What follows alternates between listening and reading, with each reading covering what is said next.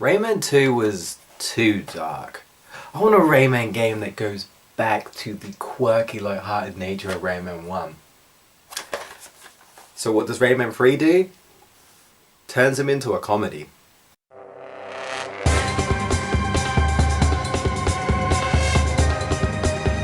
Rayman 2 did so well they had to make a sequel, right? That game would be Rayman 3. However, the main director wouldn't be fully involved this time, and we all know what can happen when an IP gets passed around to a different company. However, it's still Ubisoft, so technically we should be fine, right? Rayman 3 clearly tries to go for that light-hearted feel with its comedy nature and jokes and such, and then it does this. Crush his bones. So I'm going to be playing the PS2 version. I don't think there's any differences this time when it comes to Rayman 3, but you know, since I'm a Sony kid, naturally the PS2 version it is. So without further ado, let's pop this in and see how it fares compared to Rayman 2. Right off the bat we have this cleverly done loading screen with each pair of underwear being the country it represents. I already see where this game is going. Then we get this awesome intro montage. Now I won't play the intro because it will probably get me copyrighted, but I'm sure you can find it if you're not playing the game. The story starts off with Rayman and Glowbox sleeping, when a black lum known as Andre appears and starts turning red lums into black lums. With his army, Andre forms together and becomes a hoodlum. Okay, that's pretty clever. I like that. Murphy, returning from Rayman 2, gets fired on by Andre and desperately tries to wake up Rayman. Glowbox accidentally takes Rayman's hands and runs away, while Murphy drags Rayman by his hair, and then we get thrown into the game just like that.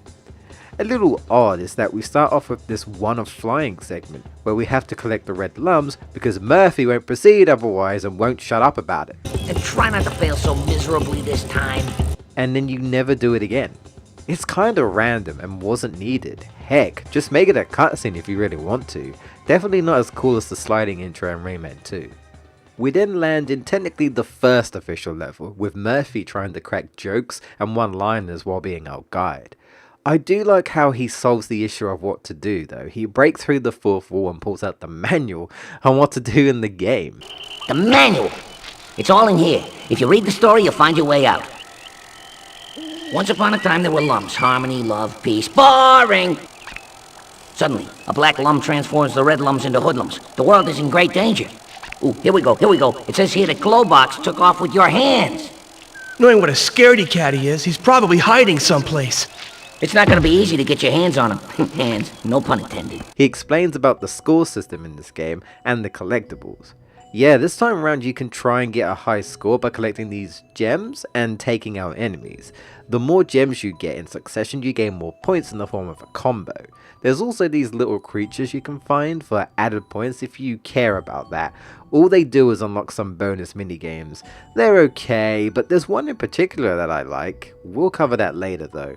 As Murphy explains the controls and what to do, he's constantly insulting the people behind the manual and even gets into an argument with one of the developers. It's pretty funny. Figures, they're raiding the Fairy Council. Enough is enough. I was told that after Rayman 2 I'd be cast as a tormented artist who falls for a girl with great big eyes. And here I am, still playing a sidekick in a low-budget flick. Yeesh. Rayman 3 definitely tries to be more comedic and light-hearted, which I appreciate since it brings you back to Rayman 1, though I feel like it tries a bit too hard at times. Jokes just feel forced, like making a joke just for the sake of it. Some of it is okay, and others as well an acquired taste, I'll say that. We find Glowbox hiding in a barrel of plum juice and break it open to get Rayman's hands back. Now in full form, Rayman can attack with his fists. Yeah, no shooting weird ball-like things in Rayman 2. Back to punching people with his fists. He can even wind them up like Rayman 1, but can even move and jump while doing it as well. It makes combat in this game very versatile. You can even curve your fists as well, which you'll be doing a lot against enemies. Other than that, Rayman is like Rayman 2, he has his general abilities like flying and controls great. Rayman 3 looks amazing. Back to those colourful worlds. You know you're in a Rayman game. I especially like the first level here and the music. Now I would say Rayman 2 has the stronger soundtrack as well as Rayman 1, but Rayman 3 definitely has its moments. The music that plays in the first level, the Fairy Council, is simply bliss.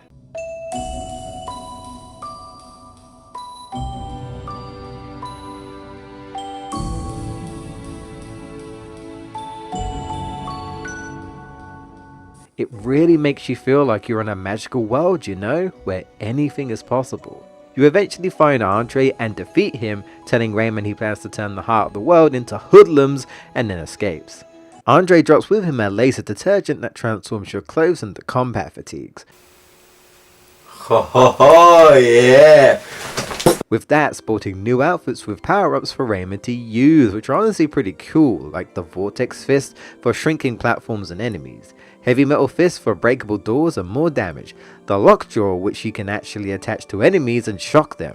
They also acted your way to swing on hooks, which are pretty much this game's purple lums. Then we have the Shock Rocket, which turns Rayman's fist into a rocket he can fire, usually to shoot something either through a distance or a small area where you have to dodge some obstacles and then hit the target.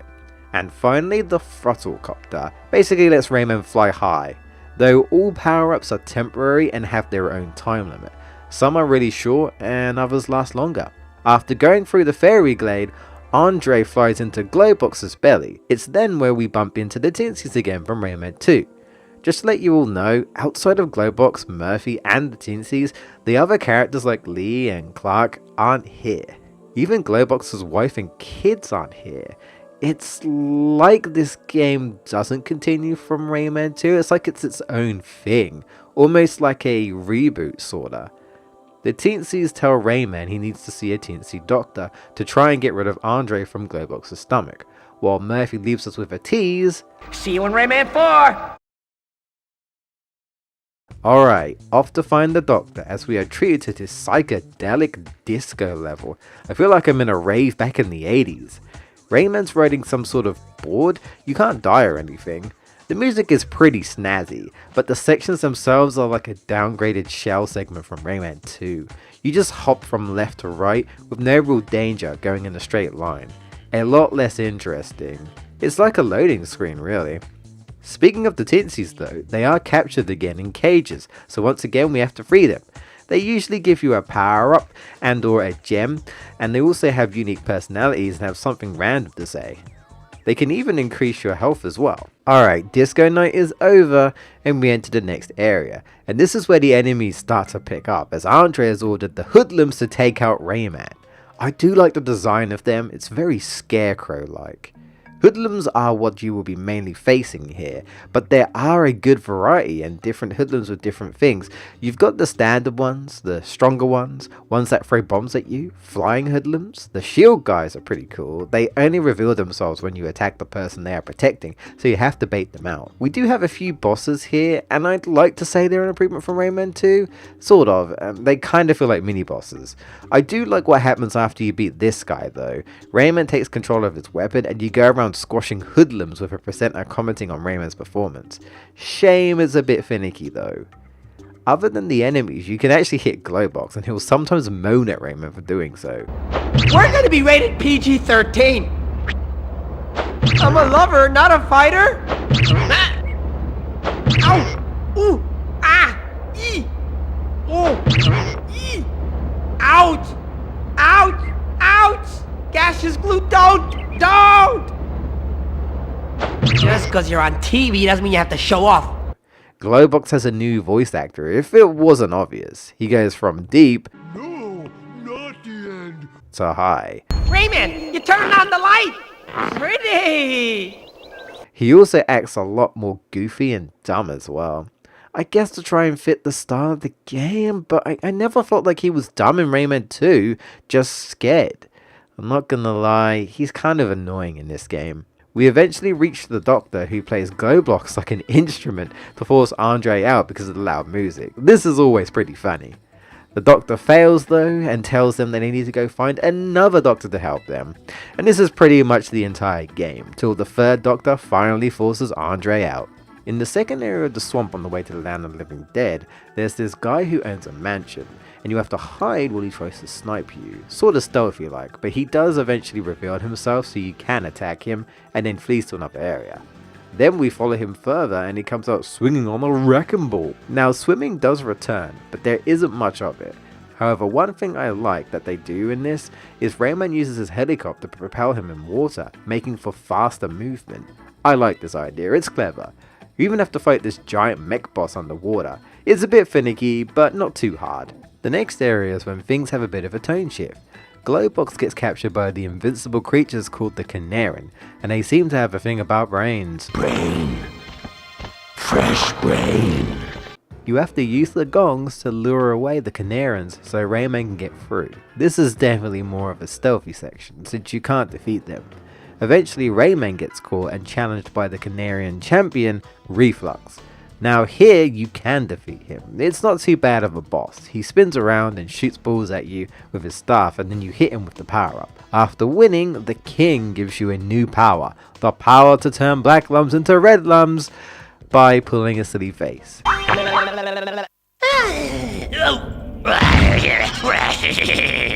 I was not expecting the silly face to return from Rayman 1, but you know what? It totally fits for this game.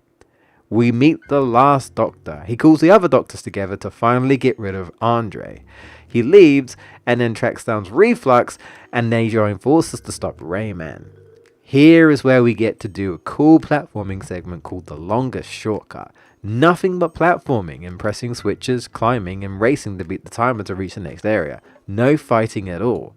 It's definitely a nice breather from all the enemies they throw at you, and it kind of reminds you, oh yeah, this is a platformer, despite the combat being fun and feeling natural because Rayman still acts the same as if he were platforming. There's this weird shoe mini game that happens throughout the game where Rayman gets shrunk and has to ride his shoe and hit his other shoe for a few times to return to normal. Okay, I guess it's not very interesting or hard. Probably could have done without it, honestly. So we have to track down Andre once again, and we use this ship. For some reason though, the Teensy's audio here didn't play. Hello? Hello? Yo, can you speak up? Having trouble hearing you. The audio at times does have some desyncing issues in places, meaning sometimes they get cut off. So we have a ship segment here, firing mechanical fish to stop them from blowing up the ship. It's alright, nothing too bad. But then, we arrive to a snowy area. Yes, Rayman 3 has a snow area with some nice music to go with it. Snow area equals instant win for me. After a somewhat janky snowboarding section, we land in the Hoodlum hideout. I definitely got a Rayman 2 vibe here, like the pirate ship. Remember how I said about Glowbox's wife not being here? Well, there's this woman on comms that talks in the bass with a very seductive-like voice, and Glowbox really likes it. You are entering the headquarters of the Black Lamza. He later on falls for what he thinks is the female woman and gets captured. Mate, where's your wife? You guys separated or something? Speaking of Rayman 2, there's a neat Easter egg in this part of the level. Fly through here and you'll see none other than the Rayman 2 pirates, including Razorbeard.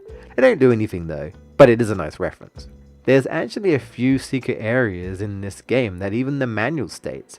Now I did find one earlier here in this room full of tinsies and ice, and this weird creature. They all look like they were burnt to a crisp. Not sure if it's supposed to be a reference to something, but it does have me curious. After traversing the Hoodlum hideout, it seems Glowbox escaped and picks up Rayman in a ship he finds, and we are treated to a shooter segment, which does feel very out of left field, I will admit. However, the controls do kind of remind me a lot of how the shell controls from Rayman 2, the flying shell. Too bad it's just not as fun. We finally track down Andre and Reflux, who uses his King Staff, the power of Elliptus, to make him stronger. So it's final boss time. I like the use of the different powers here. You have to use the Lockjaw to reduce his shield, and then use the Heavy Metal Fist to damage him. There are 3 phases here, and if you die to any of them, you have to restart all over again.